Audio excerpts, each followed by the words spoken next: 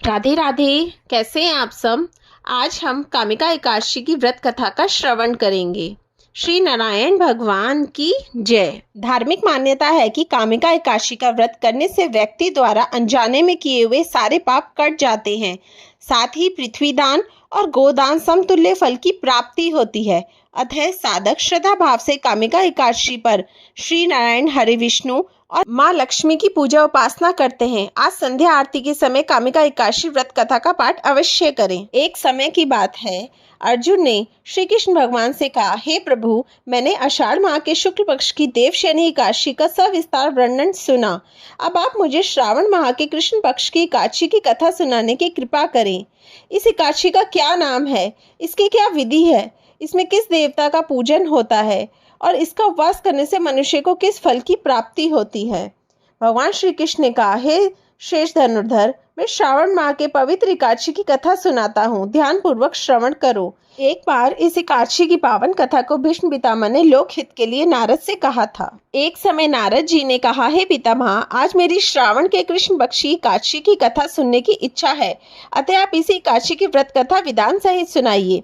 नारद जी की इच्छा को सुन पितामह भीष्म ने कहा, हे नारद जी, आपने बहुत ही सुंदर प्रस्ताव किया है।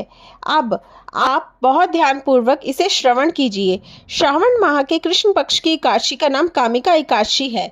इस एकादशी की कथा सुनने मात्र से ही वाजपेय यज्ञ की फल की प्राप्ति होती है। कामिका एकादशी के उपवास में शंख चक्र गदाधारी भगवान विष्णु का पूजन होता है। जो मनुष्य इस एकादशी को धूप दीप निवेद आदि से भगवान विष्णु की पूजा करते हैं, उन्हें गंगा स्नान के फल से भी उत्तम फल की प्राप्ति होती है। सूर्य ग्रहण और चंद्र ग्रहण में केदार और कुरुक्षेत्र में स्नान करने से जिस पुण्य की प्राप्ति होती है, वह पुण्य कामिका एकादशी के दिन भगवान विष्णु की भक्ति पूर्वक पूजा करने से प्राप्त हो जाती है। एक गांव में एक वीर क्षत्रिय रहता था। एक दिन किसी कारणवश उसके ब्राह्मण से हाथापाई हो गई और ब्राह्मण की मृत्यु हो गई। अपने हाथों मर गए ब्राह्मण की क्रिया उस क्षत्रिय ने करनी चाहिए, परंतु पंडितों ने उसे क्रिया में शामिल होने से मना कर दिया।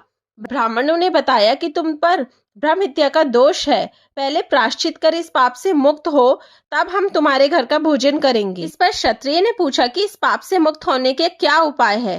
तब ब्राह्मणों ने बताया कि श्रावण माह के कृष्ण पक्ष की एकादशी को भक्ति भाव से भगवान श्रीधर का व्रत एवं पूजन कर ब्राह्मणों को भोजन करा के सदृक्षणा के साथ आशीर्वाद प्राप्त करने से इस पाप की मुक्ति मिलेगी।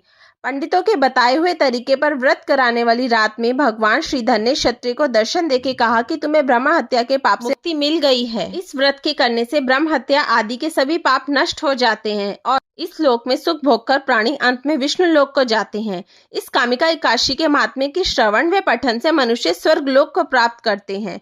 जय श्री हरि। कामिका एकादशी की व्रत कथा संपूर्ण हुई। नारायण भगवान की जय। लक्ष्मी मैया की जय। राधे राधे।